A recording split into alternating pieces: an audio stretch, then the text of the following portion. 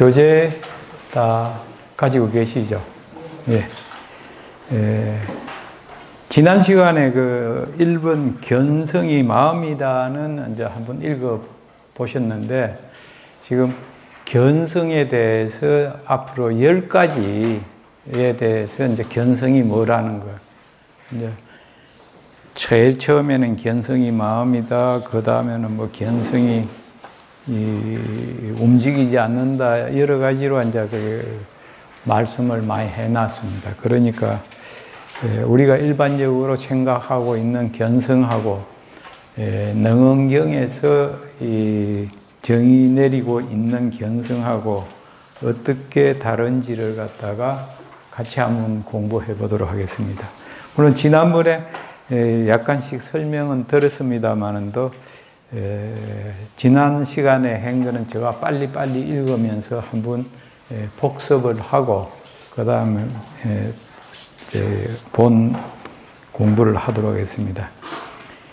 견성이 마음이다 해서 부처님께서 말씀하시기를 나는 이제 너를 위하여 위대한 법의 깃대를 세우리라.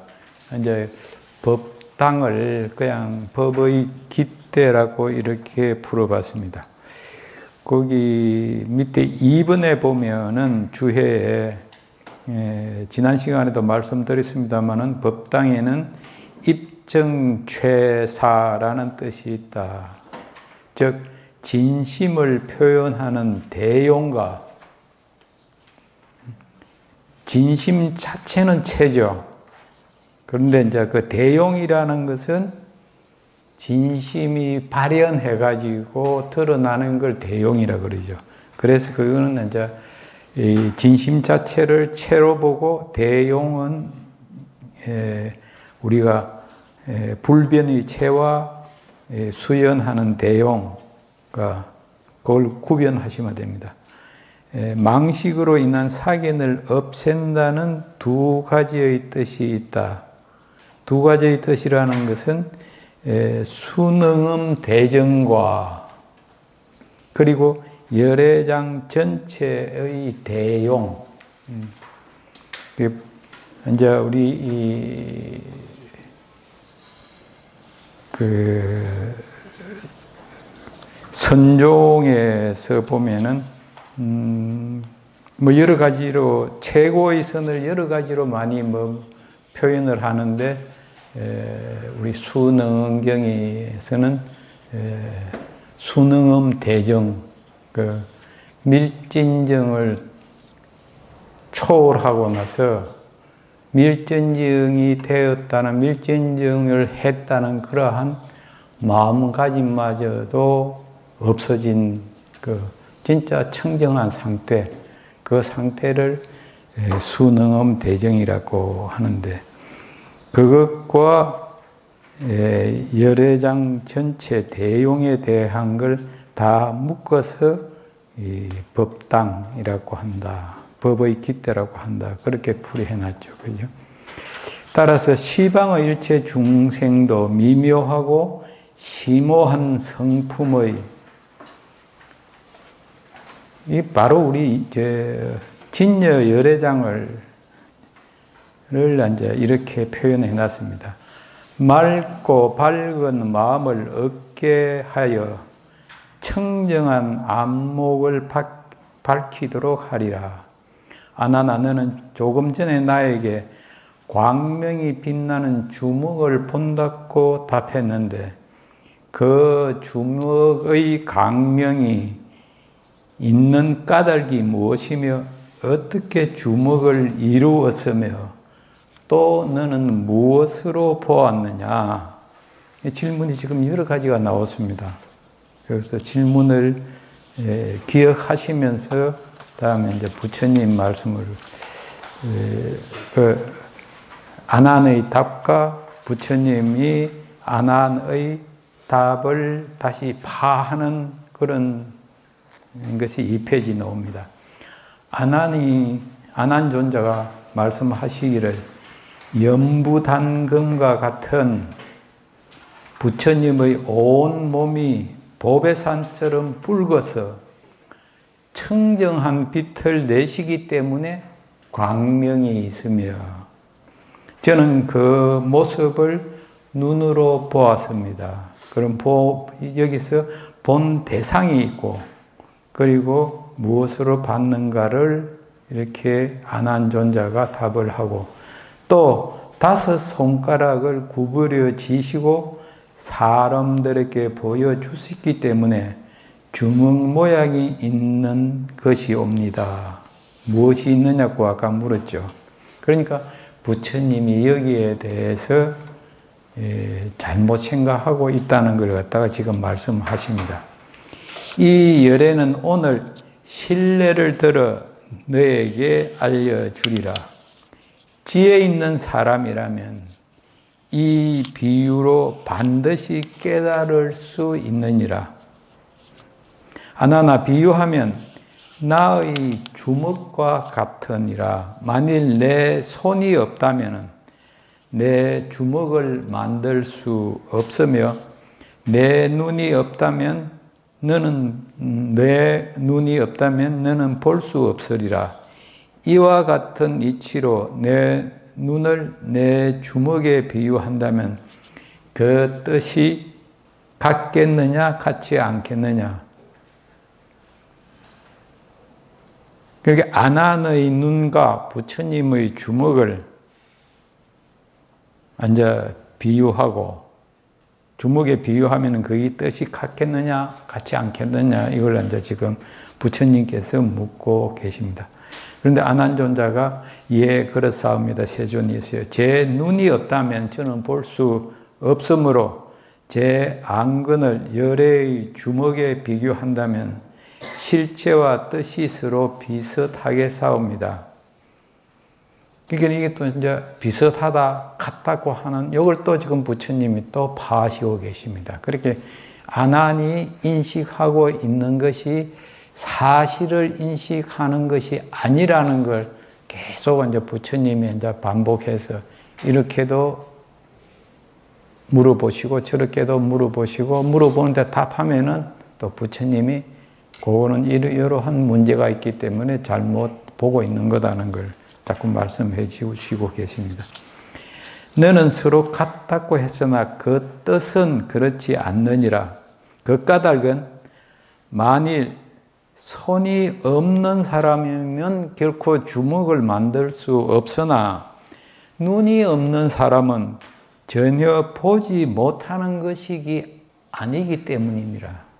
그러니까 손은 없으면 주먹을 못 만들지만도 눈이 없는데 보지 못한다, 못하는 말이 틀리다고 이야기한 것은 얼른 거기에 이제 우리의 일반적인 그 생각하고는 다르잖아요.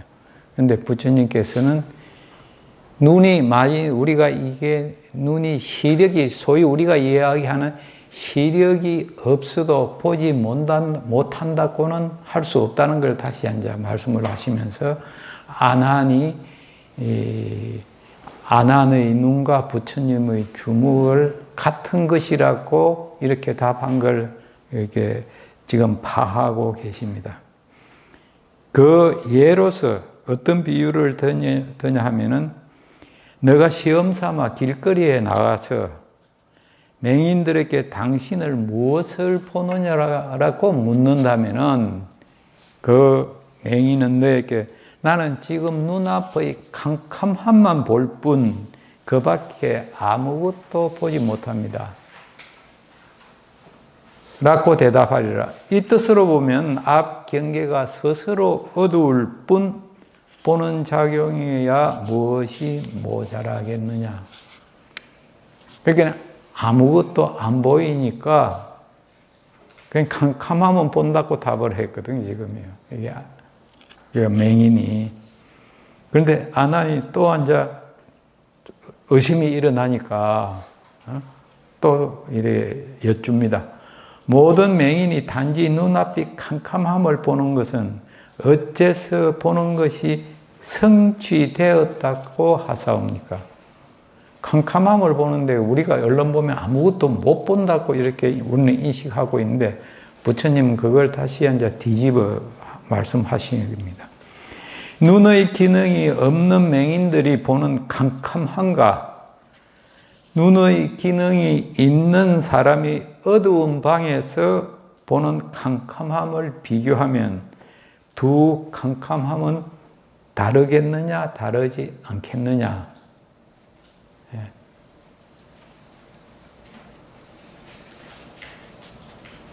그러니까 하나님 그렇사옵니다. 세존이시여, 어두운 방에 있는 사람을 저 맹인들과 비교하면 두 캄캄함은 조금도 다르지 않사옵니다. 하나님이 승복을 했죠. 그러니까 부처님이 또 이제 더 부연해서 이 말씀을 하십니다.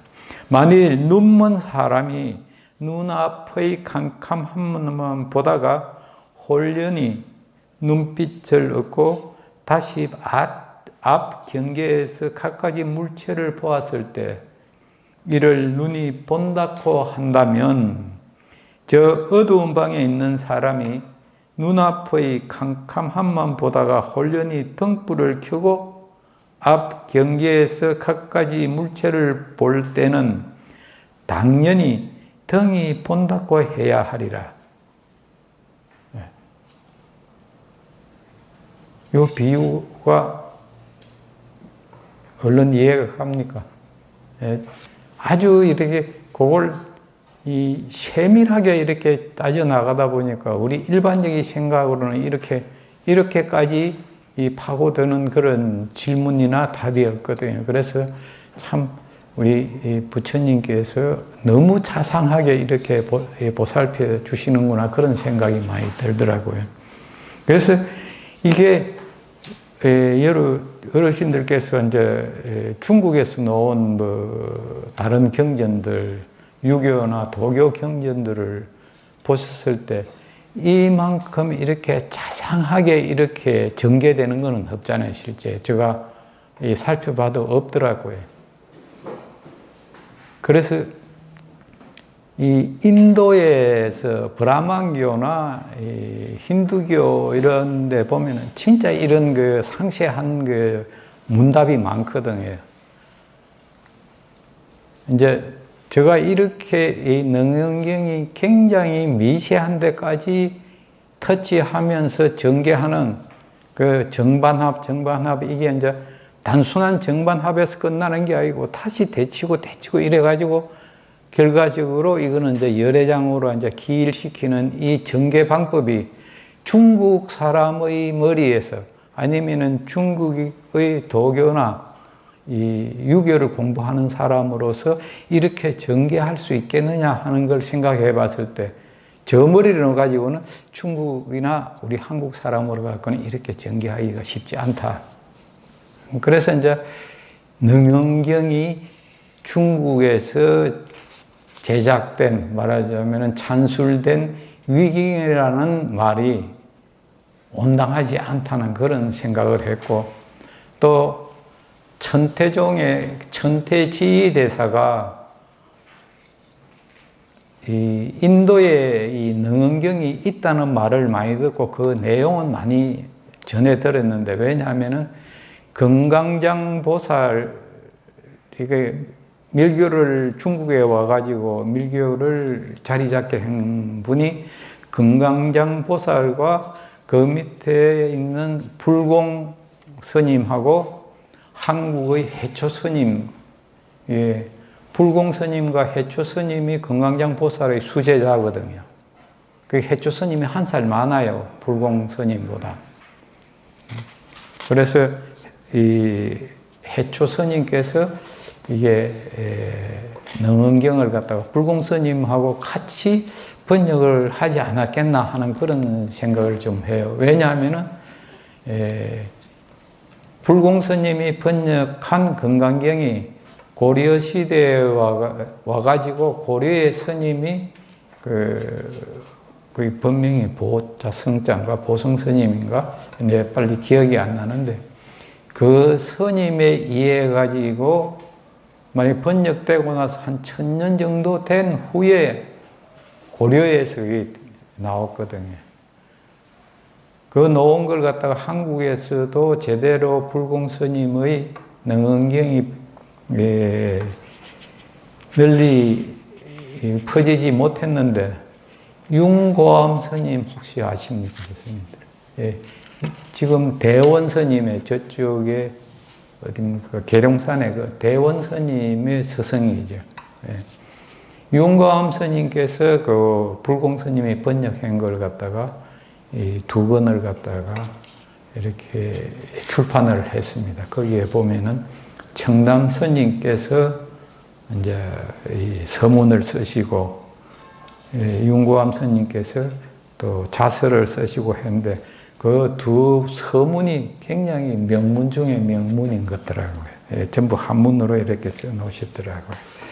그래서 이렇게 이 전개하는 것, 질문을 전개하는 것, 이렇게 하는 걸 이 얼른 읽어보면 이해가 저는 처음에 이해가 잘 안 가더라고요.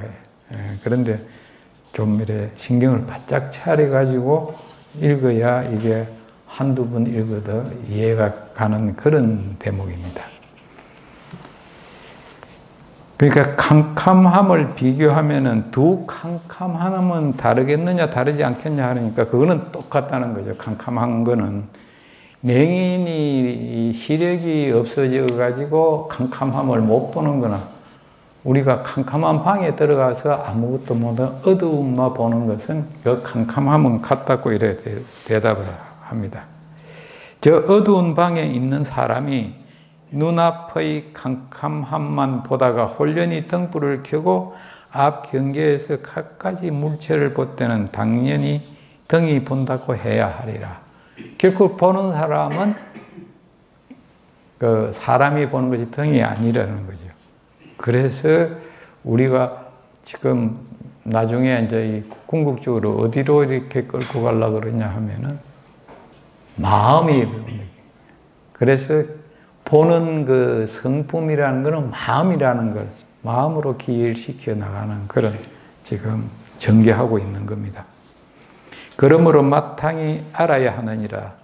등은 빛을 드러낼 수 있으나 이렇게 보는 작용은 이 눈이요 등이 아니며 눈은 색을 드러낼 수 있으나 이렇게 보는 성품은 마음이지 눈이 아니니라. 이렇게 말씀을 했습니다. 그래서 바로 보는 성품 자체가 바로 마음이지 눈이 아니라는 거. 제일 처음에 칠처 증심 공부할 때 기억납니까? 칠처 증심 할 때.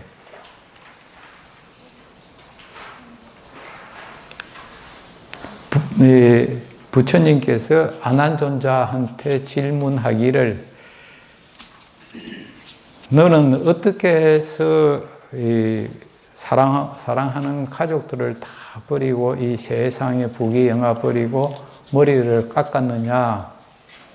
그러니까 아난존자께서 나는 열애의 32 성상을 보고 이렇게 머리를 깎았나이다. 그러니까 나의 모습을 무엇으로 봤느냐. 그러니까 처음에 눈으로 봤다고 그럴 거 아닙니까? 그래서 그게 결국 눈이 홀로는 못 보고 마음이 있어야 눈하고 마음하고는 하나지 둘이 아니라는 걸 그때 했잖아요. 그런데 그 마음은 어디 있냐고 물었잖아요. 그래가지고 7가지를 전개를 하는데 전부 다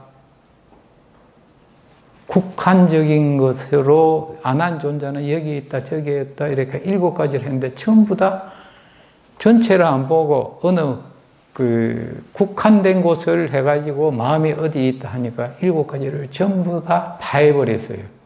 그렇지 않다고. 그래 궁극적으로 뭡니까? 마음은 어디에 정해진 곳에 있는 것이 아니고 이 우주 삼라 만상을 다 둘러싸고도 남을 만큼 그렇게 하고 진짜 편만해 있다. 이런 그런 이제 우리가 자꾸 법계 편조라는 이야기를 많이 쓰잖아요. 그리고 밀교에서는 건강편조라는 것을 말을 많이 쓰더라고요. 일본에 가면은 이 밀교 절들이 많은데 가면은 다 건강편조라고 이래 해놓은 게, 건강을 갖다가, 건강은 지난번에 한 번 말씀드렸죠. 건강을 무엇에 비유할 수 있습니까? 우리 건강경 할 때 건강, 다이아몬드. 그 다이아몬드는 어디에 비유가 되죠? 불변한다는데. 예, 다이아몬드는 좀 있으면 또 나옵니다. 그걸 견성은 불변한다는 게 또 나오거든요. 예. 그래서 우리가 있는 진역 견성은 머무르지 않는 곳이 없다는 걸 갖다가 경의 처음부터 끝까지 이게 계속해서 반복해서 나갈 겁니다. 앞으로도. 결국 용어는 전부 다르게 나오지만 궁극적으로는 그쪽으로 다 몰아가고 있어요. 그게. 그러니까 이게 일리만수요 만법기일이라 할 때, 그런데 그 하나는 무엇이냐 하는 이런 이제 문답을 많이 하잖아요. 그걸 갖다가 이 능근 경전 전체에서 다 그렇게 풀어나가고 있고, 실제 능경뿐만이 아니고 모든 대성경전이 다 그렇다고 봐야 됩니다. 실제, 실제 그거 하나만 정확하게 이해가 되면은 경전 보는데 상당히 그게 좀 노력을 덜 들이도 아마 이해가 되리라고 이렇게 봅니다. 다음에는 견성은 움직이지 않는다. 금방 나오네요. 두 번째, 견성부동이잖아요. 아난이 또 이 말을 듣자 대중과 함께, 비록 입으로는 아무 말도 못하고 있지만 지금은 이제 자기 나름대로 생각했던 걸, 자기가 옳다고 생각했던 걸 부처님에게 다 말씀을 드리는데, 말씀 드리는 것마다 부처님이 비유로 다른 예를 들어가지고 뒤집으니까 거기에 대한 반론을 갖다가 지금은 이제 제시하지 못하고 수긍할 수밖에 없어가지고 진짜 말을 잊어버린 것 같아요. 마음으로는 아직도 깨닫지 못하였으나 다만 여러께서 자비하신 음성으로 설해 주시기를 바라면서 합장하여 마음을 비우고 부처님의 자비로운 가르침을 기다렸다. 그래서 부처님 제세시에 우리가 참 기도를 많이 하고 덕을 많이 쌓았으면은 제세시에 태어나가지고 직접 칭견하고 했으면은 공부가 좀 쉬웠을지도 모르겠는데, 말세에 모두 태어나가 공부하시느라고 고생이 많습니다. 저도 그렇고요. 여러 어르신들도 그렇고. 이때 세존께서 그물 같은 무늬가 있고 도라면처럼 부드럽고, 도라면이라는 것은 인도 지역에서 나는 적으라고 해놓은 데도 있고, 이 도라면 자체를 우리 손바닥에 있는 손금으로 이렇게 해석해 놓은 데도 있다. 그런데 그 자체는 그렇게 중요하지 않으니까 강명이 빛나는 손을 들어 5 손가락을 펴시면서 안왕과 대중에게 말씀하셨다. 내가 처음 도를 이루고 녹야원에서 아야다 등 5 비구와 너희들 사부 대중에게 말하기를, 일체 중생이 보리와 아라한을 이루지 못함은 다 객진번뇌의 잘못 때문이라고 했을 때 너희들은 당시에 무엇을 근거로 깨달았기에 거룩한 가의를 이루었느냐. 여기서 이제 그 밑에 각주를 한번 봐주세요.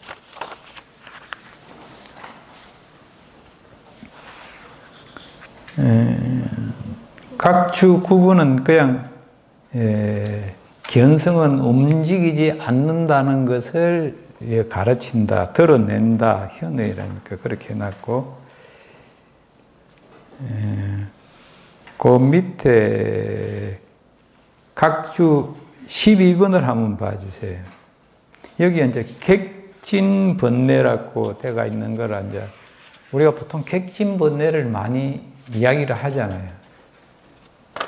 지금까지 이제 객진번뇌를 뭐로 이제 이해를 하시는지, 그런데,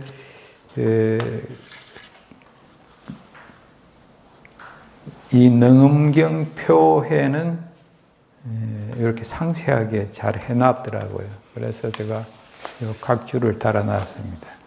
그래서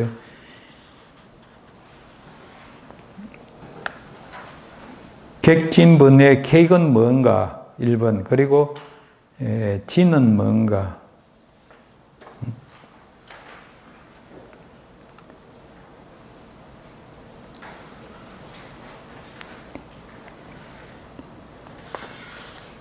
객은 뭐예요?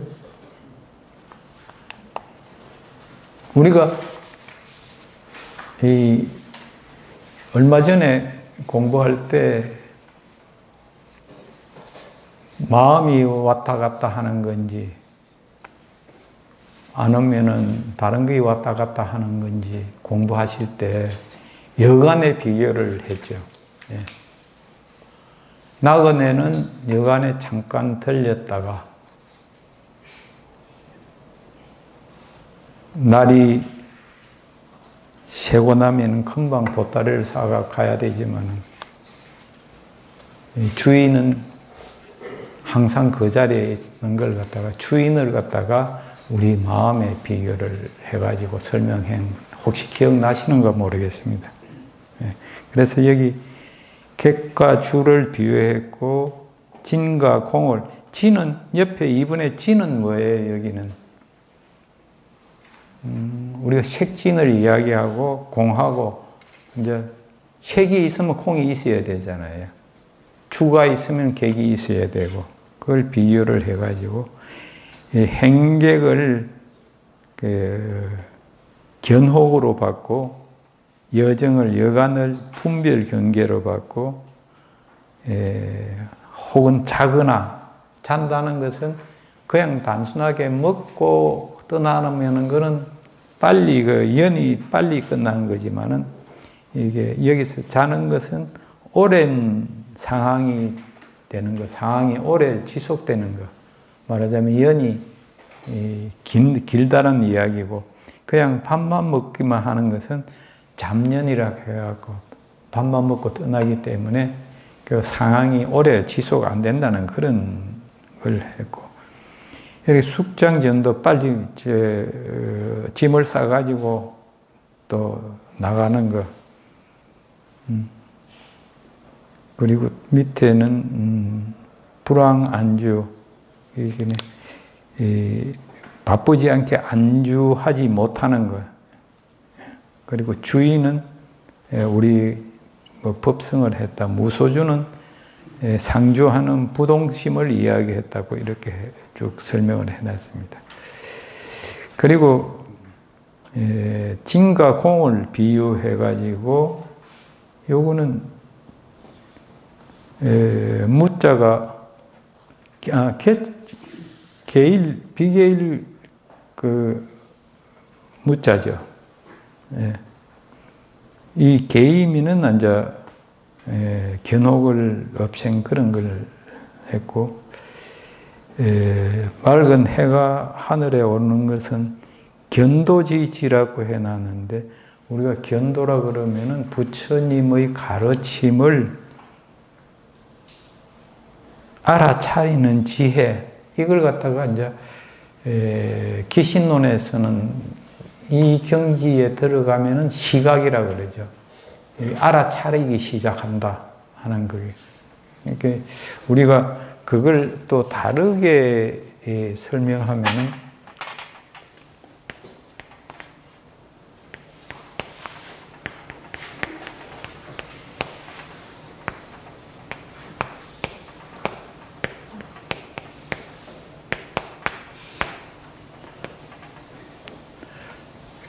지난번에도 한번 설명을 드렸는데 이게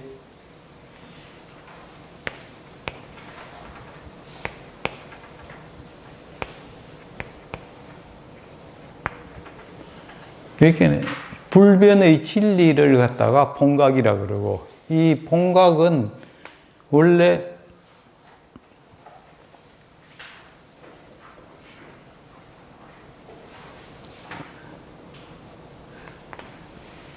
타고나면서부터 깨달음 그런 밝은 상태이기 때문에 이걸 본각을 성각이라고도 하면 돼.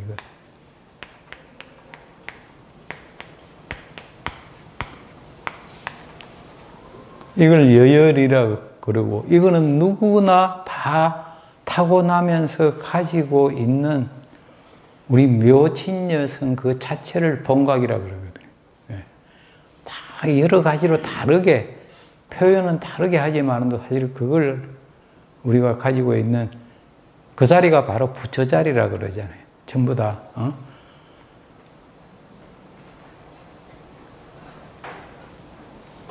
하은경에서도 그렇고, 실제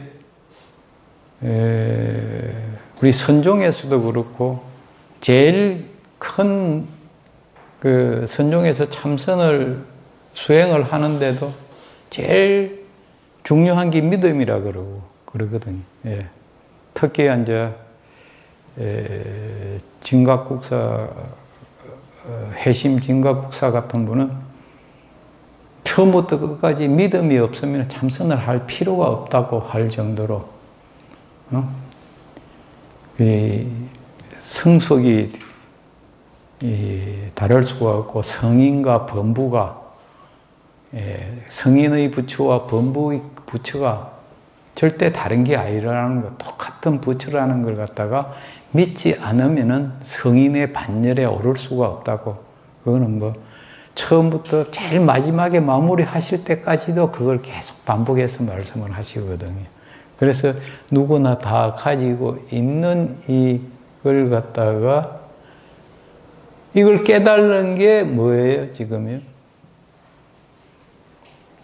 이게 정이니까, 이게 부동이니까 정이죠, 그죠?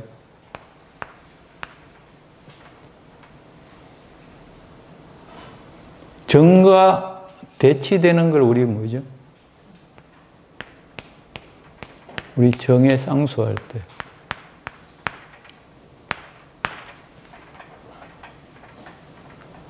그러면 여열이를 깨달는 것은, 그게 본각을 깨닫기 시작하는 것이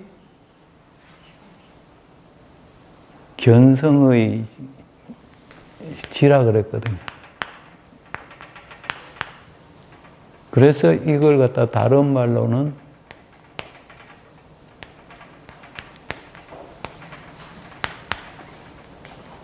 그래서 여여지와 여열이가 하나가 되는 그 자리가 바로 부처 자리라고 그랬다고. 예. 우리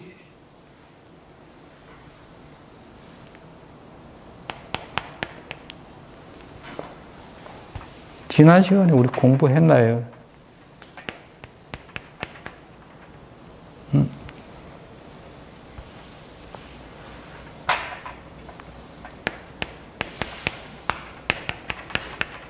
혹시 경각무지 지난 시간에 우리 공부했습니까?